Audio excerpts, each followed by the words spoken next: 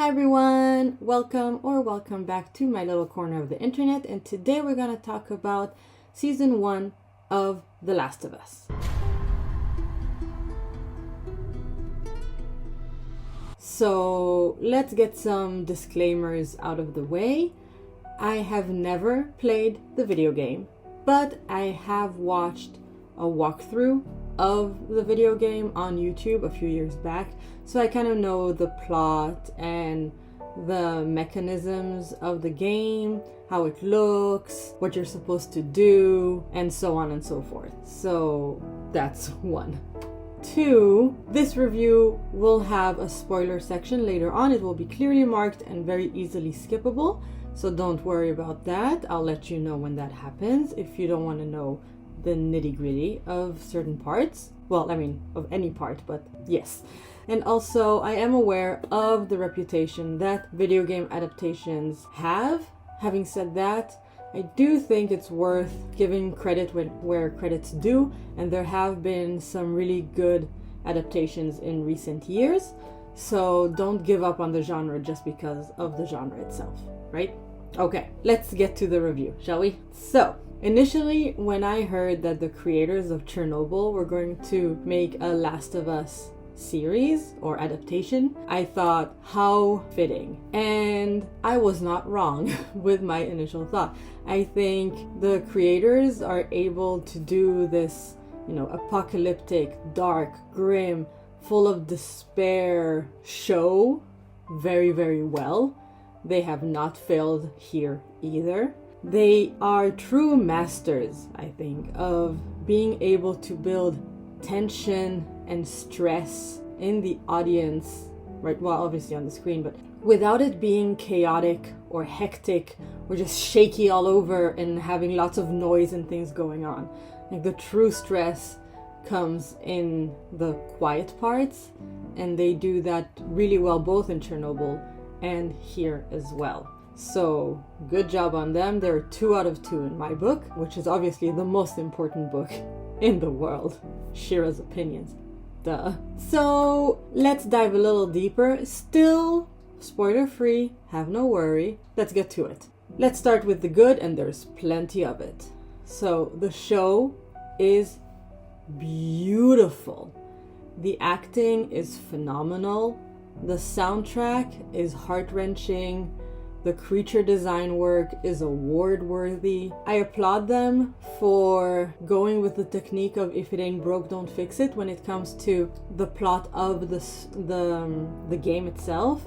I know that the opening theme is the same. I love that they used some of the actors from the game, the motion actors, the voice actors in the show as well, and they got to take part in this adaptation too. That was all so beautiful and noteworthy. I also love the use of guest stars. I think it basically unfolded in a way where each episode has its own mini cast, with Joel and Ellie being the thread the whole way through. Even though most of the characters were only there for 1, maybe 2 episodes, they still got to have this full-fledged, rounded characters with past, present, and sometimes futures.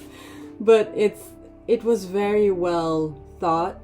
You didn't feel like they were throwaways for the most part. And I think that was very, very beautiful to watch and gave weight to the so-called side characters. I can't call them side characters, which is why I'm going with guest stars. They were very much an integral part of each story. And that's also a cool thing. Like, every episode felt like a mini story within the show.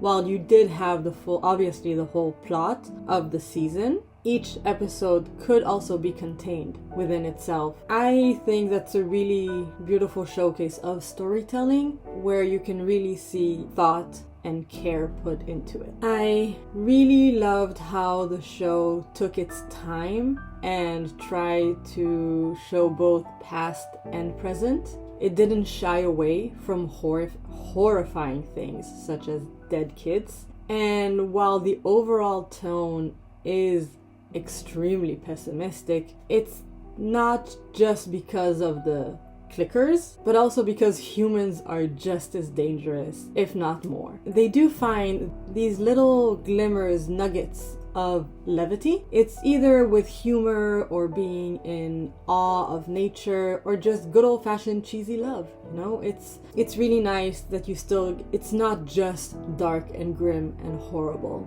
And I think that's kind of a way of showing how people can still survive, and I'm not gonna say thrive, but move on even during an apocalypse. I think every episode took its time, with the exception of one, but I will discuss that in the spoilers.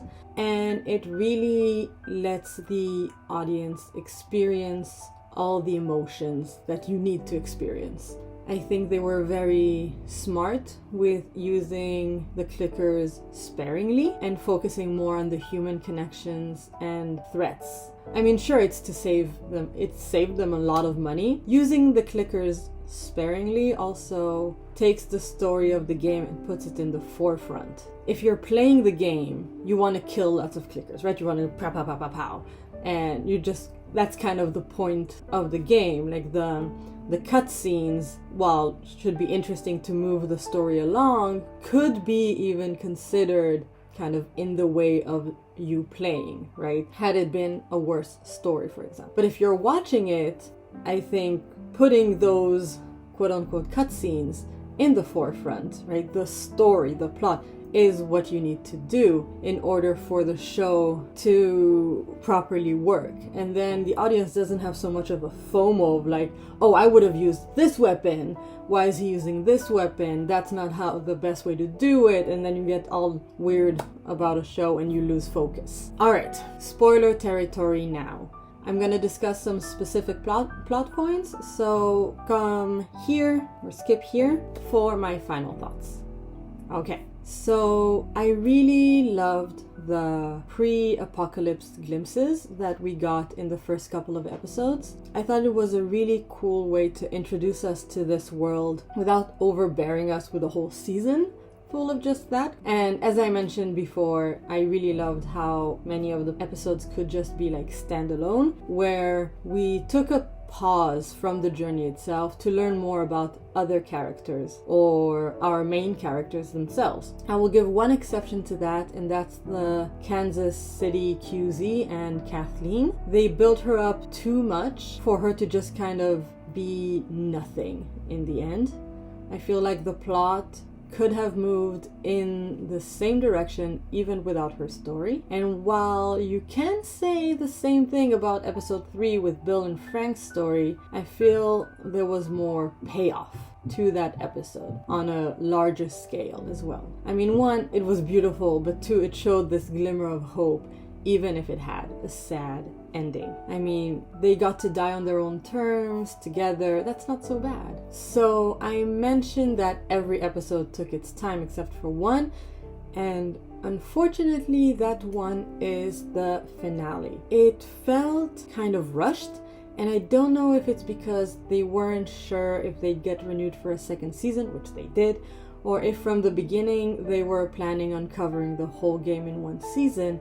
But it was just a little off. First of all, there seems to have been a huge time jump between episodes 8 and 9, since we go from the dead of winter to practically summertime. But Ellie's behavior matches more with less time having passed. It's not that trauma doesn't stick with you, but it just again, it kind of felt off. Like Joel is all happy, like weirdly happy, since he found his reason to live. But Ellie's completely broken, and they kind of switched roles. And I don't know, I guess I would have liked an extra episode between 8 and 9 that's closer to the events of episode 8 to bridge the gap better. Then the final showdown itself felt so rushed. It wasn't as impactful as I thought it would be. In a way, it felt too easy. I understand what they were trying to convey. At this point, Joel doesn't care about anything or anyone other than Ellie. She saved him. He will not let anyone take his salvation away from him, even if it means dooming the rest of the world. And even if it means going against what Ellie might have wanted, which is something even Marlene mentions. The scene is cold and quick, and they do linger on some violent shots to kind of show you the cost in a way.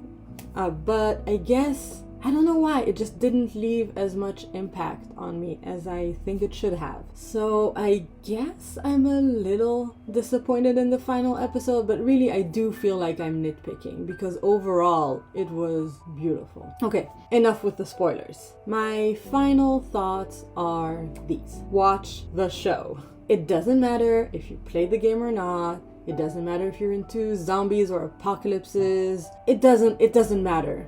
The show is good, the show is beautiful, and is worth your time. This is like peak TV, in my opinion. I am super happy to see both Pedro Pascal and Bella Ramsey on the screen together. Their chemistry is wonderful. It was just beautiful to watch. And you know, my little Game of Thrones heart was super happy about it. I wonder if season 2 will cover the second game or if they'll change things up. Again, haven't played the game, but I do know kind of what happens there. So I'm very curious about that. But that is all from me. What did you think of the show? Have you played the game? How do you think it compares? Like, is it fair to even compare the two? I'd love to hear all your thoughts in the comments below. In the meantime, thank you as always for watching, and I'd really appreciate it if you could do all the YouTubey things and gently press that subscribe button, and I'll see you next time. Bye!